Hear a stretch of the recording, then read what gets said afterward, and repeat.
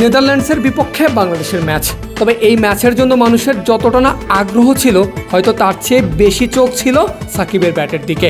আর অবশেষে সাকিব আল হাসান ফিরে এসেছেন, হাঁকিয়েছেন 50, তবে নেই কোনো সেলিব্রেশন, কারণ এখনও অনেক কাজ বাকি। দলকে জেতাতে হবে, নিশ্চিত করতে হবে সেরা 8। তবে সাকিবের ফেরার দিনেও সেই পরিচিত বেহাল ব্যাটিংয়ে শুরু বাংলাদেশের। টসের সময় বাংলাদেশ অধিনায়ক শান্ত বলেছেন নতুন বলে একটু দেখে খেলতে হবে তাদের, কিন্তু ম্যাচ শুরু হতে তিনি নিজেই তা করতে হয়েছেন ব্যর্থ। ইনিংসের দ্বিতীয় ওভারের দ্বিতীয় বল আরিয়ান দত্তের ডেলিভারিতে রিভার্স সুইপ করতে গিয়ে স্লিপে ক্যাচ তুলে দেন শান্ত, ফলে একই হতাশার গল্প। আরও এক ম্যাচ বাড়ল বাংলাদেশের টপ অর্ডারের। 3 বলে টাইগার অধিনায়ক করেছেন 1 রান। বাংলাদেশ প্রথম উইকেট হারিয়েছে 3 রানে। এরপর দ্বিতীয় উইকেট জুটিতে বাংলাদেশ পেয়েছে 20 রান। দ্বিতীয় ব্যাটার হিসেবে সাজঘরে ফিরেছেন লিটন দাস। স্লগ সুইপ করতে গিয়ে তুলে দিয়েছেন ক্যাচ। লিটন রান করেছেন শান্তর সমান 1। আর 23 রানে 2 উইকেট নেই বাংলাদেশের।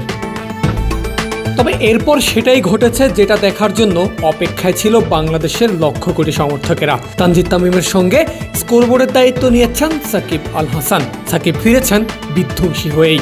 সাকিব তামিমের ঝড়ো ব্যাটিংয়ে পাওয়ার প্লের 6 ওভারে বাংলাদেশের সংগ্রহ 54 রান। চলছে প্রেডিকশন গেম নগদ অ্যাপে। প্রেডিকশন করে জিতুন জিক্সার বাই টিভি, স্মার্টফোন সহ আরো অনেক পুরস্কার। তবে পাওয়ার প্লে শেষ হতেই বাউন্স ব্যাক করে নেদারল্যান্ডস, আর তাতেই ভেঙে যায় তামিম সাকিবের জুটি। শর্ট বলে পুল করতে গিয়ে তামিম তুলে দেন ক্যাচ এবং ফিরে যান 26 বলে 35 রান করে। সেই সঙ্গে থেমে যায় সাকিবের সঙ্গে তার 32 বলে 48 রানের পার্টনারশিপ। আর 71 রানে তৃতীয় উইকেট হারায় বাংলাদেশ। এরপর 10 ওভার শেষে বাংলাদেশ পায় 76 রানের সংগ্রহ। নতুন ব্যাটার তাওহিদ হৃদয়কে নিয়ে সাকিব এগোচ্ছিলেন ভালোভাবেই, তবে দলীয় রান 100 পেরোনোর আগেই আরেক ধাক্কা বাংলাদেশের।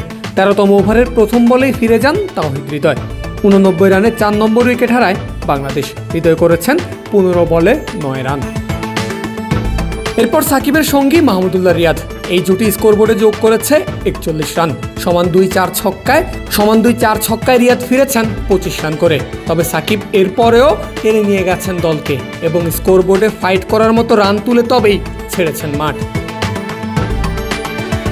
পারভেজ আল হাসান, ক্রিক ফ্রেন্জি।